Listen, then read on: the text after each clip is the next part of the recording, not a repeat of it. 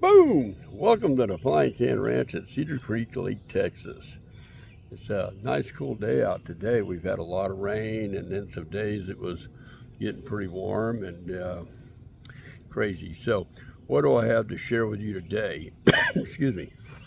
I have the Umarex Surgemax Elite, and we are going to come down this way, walk it down, and turn it this way. I want to talk about this front sight here in a little bit.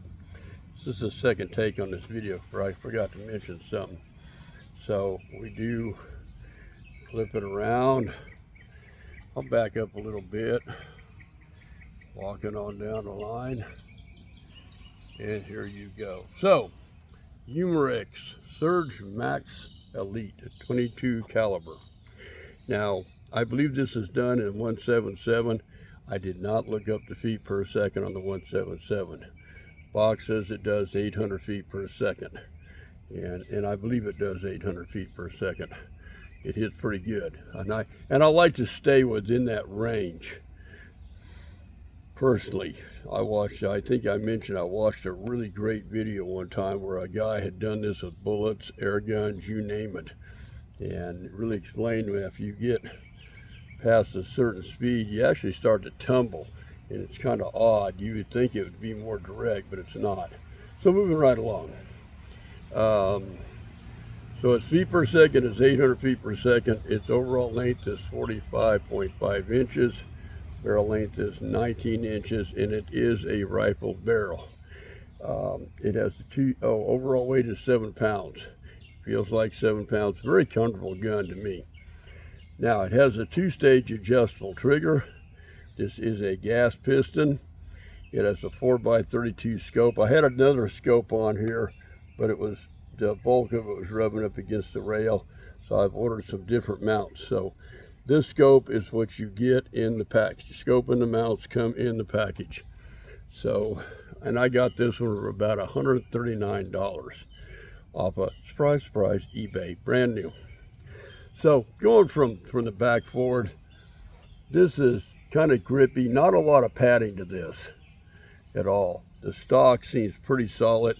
I like this thumb hold style stock. Now, we're not cocked or anything like that, but it's comfortable. You can get, to me, it's very comfortable for left-handed or right-handed shooters.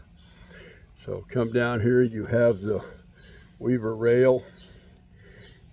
You also have a fully adjustable for a windage and elevation green dot, and then as we come down, you have the red one on the front. Now, one thing I want to note on my first video, I didn't even know this. I'm making a video and I saw it.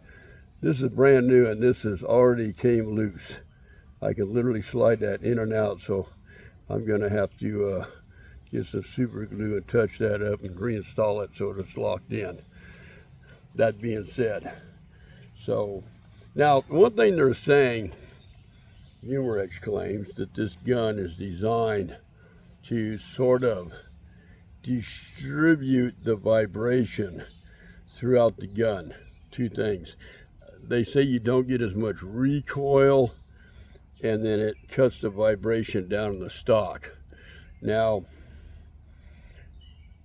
I can't do it manually, but I watched another cat saying so. Basically, this whole thing is supposed to sort of recoil inside of all that, so you have a vibration transfer, and it doesn't affect the scope. He thinks it'll be a scope killer. Time will tell. I've kind of pushed down on it. I don't feel that. I've got some hats and air pistols that do that, and supposed to cut back on the kick of the gun, and on the hats, and it seems to work. So. But it's a comfortable gun to shoot. So all that being said, you know, that's what it is. So you do have some in-grooving right here on this lower.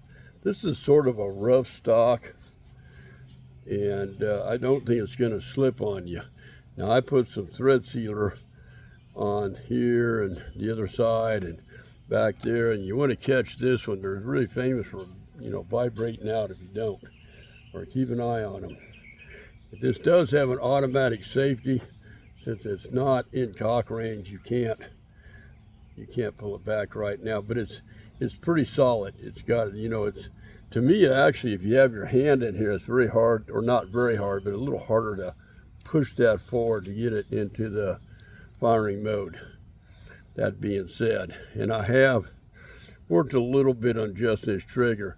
When I first got it, it was pretty tight. And it almost felt like it had like maybe a 5 or 6 pound trigger pull. I don't have one of those fancy meters to tell you exactly. So I'm going to put together, I'm going to show you quickly if I can. I think I threw it, I don't know, there it is.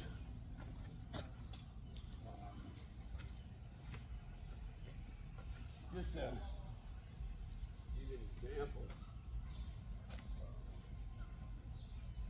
I was playing around trying to, well, I got the one scope adjusted, and I decided to show you with it in the package deal. I was able to get that pretty centered in right on that can. And then on this can, not to show you accuracy, but it was really going in pretty good. And it was definitely coming out the other side quite well. I'll put these back on the junk pile as close as I can get it. Hey, that was pretty close. That was even closer. Well, kind of.